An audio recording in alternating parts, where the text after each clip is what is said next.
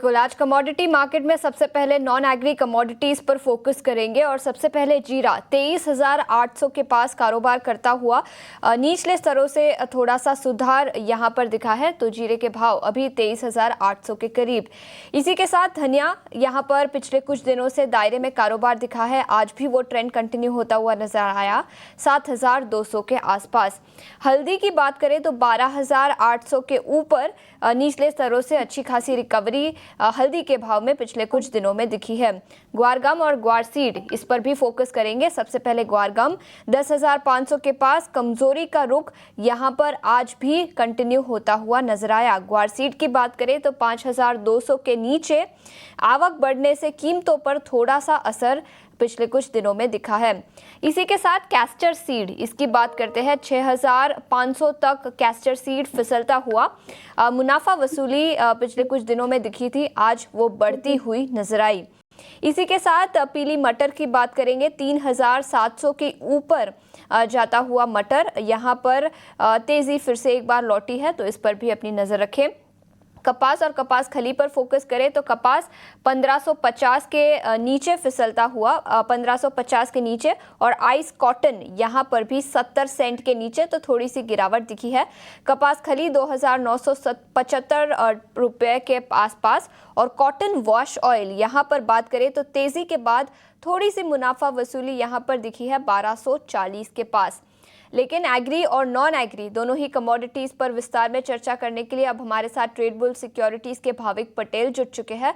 भाविक, शुक्रिया समय निकालकर हमारे साथ जुड़ने के लिए। हमने अभी एग्री कमोडिटीज की बात की, लेकिन आपसे नॉन एग्री कमोडिटीज पर नजरिया लेंगे।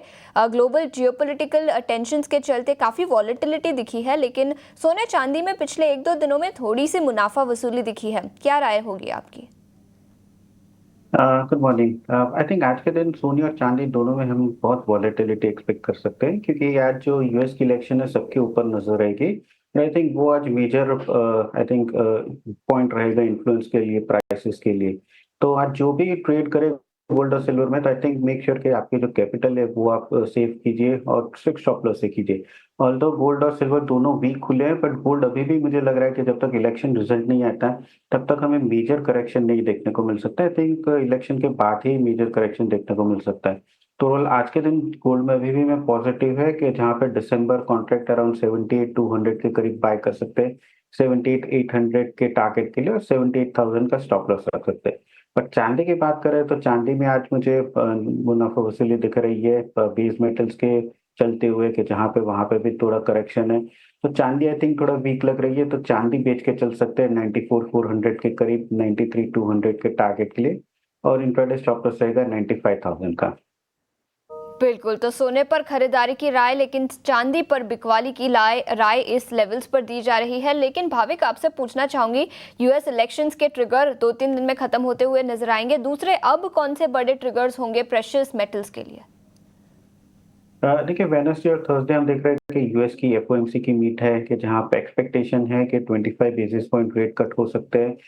दूसरा अगर देखें तो फ्राइडे को बैंक ऑफ इंग्लैंड की भी मीटिंग है, कि वहां पे भी शायद रेट कट हो सकते हैं, और आगे जाके यूएस की इन्फ्लेशन के भी नंबर है। तो आई थिंक ये वीक अगर देखें तो काफी सारे ट्रिगर्स है कि जहाँ पे गोल्ड और सिल्वर के प्राइसेस इन्फ्लुएंस होते हैं। बट जैसे मैंने बताया कि आज के दिन बहुत एक इंपॉर्टेंट है गोल्ड और सिल्वर के लिए, और ओवरऑल हम यही देख रहे हैं कि जहाँ पे बाय ऑन रूमर्स और सेल ऑन न्यूज के, जहाँ पे अब तक गोल्ड और सिल्वर की चाल अब बहुत तेजी देखने को मिली थी, बट अब जैसे जैसे न्यूज अनफोल्ड हो रहा है, जैसे इवेंट खत्म हो रही है, तो मार्केट फैक्टर इन कर रहा है, और आगे जाके थोड़ा करेक्शन एक्सपेक्टेड है।